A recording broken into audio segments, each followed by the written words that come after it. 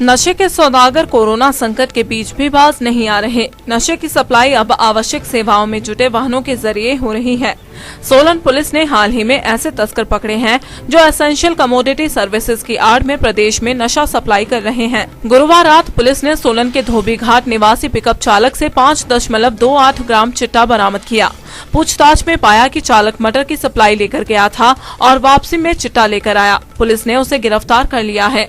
एक अन्य मामले में पुलिस ने एक राहगीर से भी 5.40 ग्राम चिट्टा बरामद किया है। एक दिन पहले पुलिस ने चावल से लदे ट्रक से भी चिट्टा बरामद किया था। 2 दिन में पुलिस द्वारा नशे के 4 सौदागरों को सलाखों के पीछे धकेला गया है। 2 दिन में पुलिस द्वारा नशे के 4 सौदागरों को सलाखों के पीछे धकेला गया है। मुहिम ये जो कर्फ्यू चल रहा है कोरोना वायरस की वजह से, इसके दौरान भी पूरे जोर से जारी है। इसमें पिछले कल एसआईयू की टीम ने देव घाट के पास एक पिकअप रोकी। इस पिकअप पे, जिसका नंबर HP 645996 है, इस पे एसेंशियल कमोडिटीज का पास लगा हुआ था और इसमें एक व्यक्ति बैठा हुआ था जिसका नाम सन्नी कुमार है, जो कि यहीं धोबी घाट का रहने वाला है।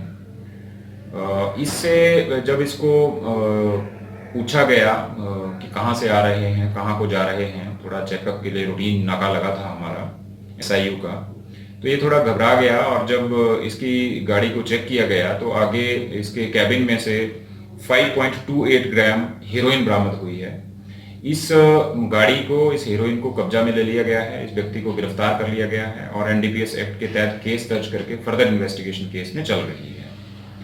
इसी तरह से एक अन्य टीम जो कि हमारे सदर सोलन की है, ये पिछले कल पेट्रोलिंग पे थी, तो तार फैक्ट्री के पास एक व्यक्ति पैदल आता हुआ मिला जिसका नाम अजय रॉबर्टसन है और इसकी एज जो है वो 31 ईयर्स ओल्ड है ये, और ये देव घाट का रहने वाला है। इसके पास ये थोड़ा जब इसको पूछा गया कारण कि आप कहाँ से आ रहे हैं, कहाँ को जा रहे हैं, तो थोड़ा हड़बड़ा गया। इसके पास एक काले रंग का बैग था और जब गाहों के सामने इस बैग की तलाशी ली गई तो इसमें से 5.40 ग्राम चिट्टा बरामद हुआ और साथ में उसके साथ एक वेइंग मशीन थी, 2 रोल किए हुए 10-10 के नोट थे। इसमें भी एनडीपीएस एक्ट के तहत केस दर्ज किया गया है। जो ये हीरोइन है इसको कब्जा में ले लिया गया है और इस व्यक्ति को गिरफ्तार कर लिया गया है। फर्दर इन्वेस्टिगेशन केस में चुनौती है पुलिस के लिए?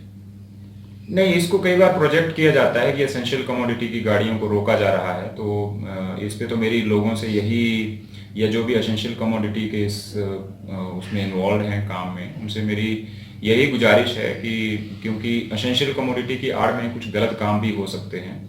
जैसा कि अभी पिछले 2 दिनों में 2 केस रजिस्टर किए गए हैं। पिछले कल भी आपके माध्यम से ये जनता को एक संदेश गया था।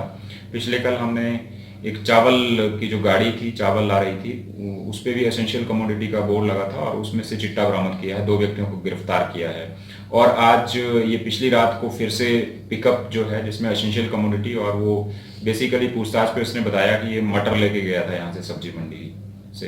तो मेरी जो इन गाड़ी के ओनर हैं, जिन्होंने ड्राइवर रखे हैं या कोई खुद भी चला रहा है, तो उनसे मेरी एक गुजारिश ये भी है कि जब भी आप किसी ड्राइवर को भेज रहे हैं तो उसके एंटीसीडेंट्स वगैरह भी चेक कर लें, क्योंकि एक एसेंशियल कमोडिटीज के साथ नया एस्पेक्ट ये आ रहा है कि इसमें जो है इलीगल चीजें लोग ट्रांसपोर्ट कर रहे हैं। हमारी जो नाका वाली टीम्स हैं उनको स्ट्रिक्ट डायरेक्शन है कि कोई भी जो गाड़ी है वो बिना चेकिंग के नहीं जाएगी, तो उनको चेकिंग के लिए जो है उसमें क्या जा रहा है, जैसा कई बार ये हो रहा है कि एसेंशियल कमोडिटी की गाड़ी में तरपाल लगा के लोग बिठा के भी ले जा सकते हैं। तो इन सारी चीजों को चेक करने के लिए सख्त हिदायतें हैं ताकि किसी भी तरह से कोई इन्फेक्शियस वाला मटेरियल या इस तरह का कोई भी इलीगल सामान जो है वो। दिव्य हिमाचल टीवी के लिए सोलन से सुरेंद्र ममता की रिपोर्ट। ये जो कोरोना महामारी है, जिस ढंग से ये विश्व में एक भयानक रूप ले चुकी है, उसी ढंग से ये पूरे भारतवर्ष में और अभी हिमाचल प्रदेश में भी काफ़ी केस इसके आ चुके हैं।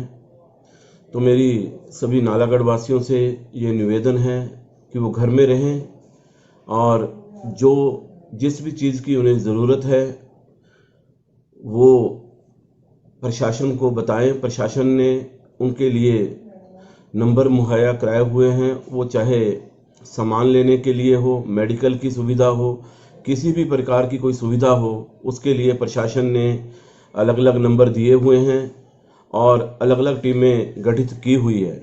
और उसी प्रकार से नालागढ़ म्यूनसिपल कमेटी के जो हमारे अपने एम्प्लॉयज़ हैं वो दिन रात सफाई के लिए सैनिटाइज करने के लिए पूरे शहर को लगातार लगे हुए हैं। और हर वो व्यक्ति जो नालागढ़ में रह रहा हो, वो बाहर से रह रहा हो या यहाँ पे आके वो किसी कारण रुक गया है, तो उसको अगर किसी भी ढंग की ज़रूरत है, खाने की ज़रूरत है या दवाइयों की ज़रूरत है, तो उसके लिए नालागढ़ नगर परिषद भी और प्रशासन भी एक ढंग से पूरा तैयार है। उनको उनके घर में वो सेफली रहें, बाहर ना आएँ, बाहर आकर पैनिक फैल जाता है, बाहर ना आएँ और उनको अपने घर में वो सेफली रहें। वहाँ पे उनको हर चीज़ मुहैया कराई जाएगी। और जहाँ पे हमारे जो पूरे एक टीम है, एक तालमेल है प्रशासन नगर परिषद का, वो इकट्ठा हमने चलाया हुआ है। पूरे शहर में हर ढंग की व्यवस्था को हम सुचारू रूप से चला रहे हैं।